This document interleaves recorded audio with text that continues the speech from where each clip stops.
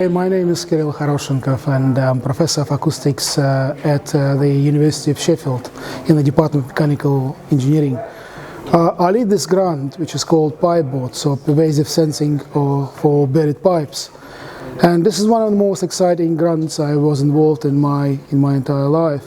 And today we got representatives from all themes which this grant covers to look at the realistic pipes. Because we have a very broad range of researchers who are involved in this grant. And some researchers working on sensing, some working on communication, some working on the navigation. But these people, unfortunately, haven't seen a real pipe in a real environment.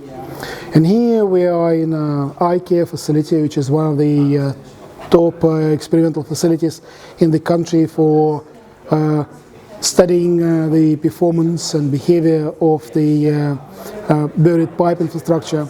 And we're going to show them what real pipes really like. So what do they actually look like, and how we can design robots which can go in these pipes and measure their conditions. That'll be the highlight of the day today. And then after the day we're going to get together and begin to discuss how we can make this vision happen. My name is Alexander Velichka, so I'm part of the NDT group at the University of Bristol, and our part in this project is to develop ultrasonic sensor to detect defects inside the pipework. So ultrasound it's a very convenient way to detect defect in conventional industrial NDT, but the challenge here is to use ultrasonic sensor inside the pipe, which can be full of water, and also it's not accurately placed on the structure. Therefore, the propagation of the sound beam could be different, and then that's why we need to come up with some new solution to help the team in this project. I'm Jordan Boyle from School of Mechanical Engineering at the University of Leeds.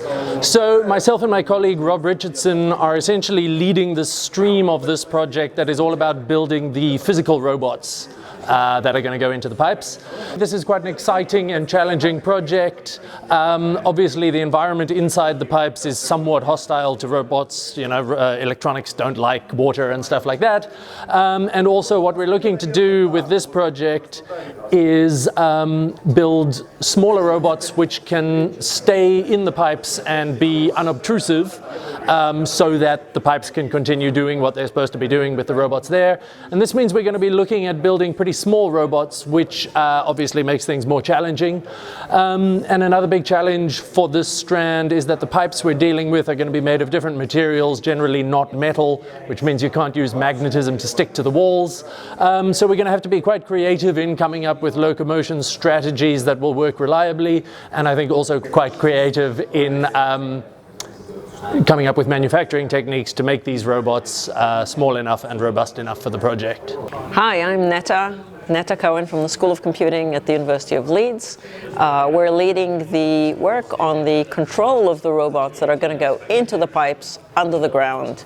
So the control algorithms are going to integrate the information from the sensors and drive the actuators and maybe even feedback to the sensors. They're going to interact with the communication system, and they're basically going to be in charge of getting the robots to navigate through really complicated terrains in the various types of pipes, to interact with the pipe wall and with the pipe inside fluid or air or whatever it is. They might crawl, they might swim, they might jitter around in order to improve the detection, and they might need to perch on some locations in order to upload and download data.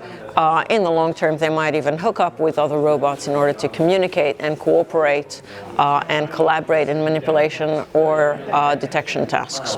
Hi, I'm Sean Anderson from the University of Sheffield, working on robot navigation. And the idea of this work package is that we want to find out where the robots are, so that if we find any damage, we can go along to the road and dig up exactly where the damage occurred in order to minimise disruption to the road users. Hello there, I'm Ian Robertson and I'm theme lead for Theme 6, in which we're looking at the communications and some aspects of energy harvesting. You can't use traditional wireless communications except very rarely in big sewers, for example. So we're going to be looking at ultrasound, visible light communications and, where possible, radio communications. And we'll be needing to feed that kind of information back to our SLAM team who are looking at localization. My name is Simon Tate. I work at the University of Sheffield. My background is as a sort of water engineer, so I work in mainly drainage networks, drainage and sewer networks. So my role in this project is to see if we can use robotic inspection techniques to gain information about defects and how these networks work.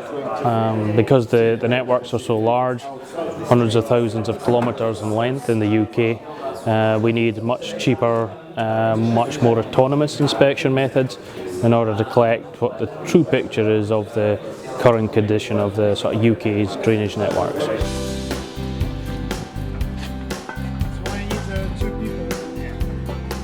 Health and safety. Cool.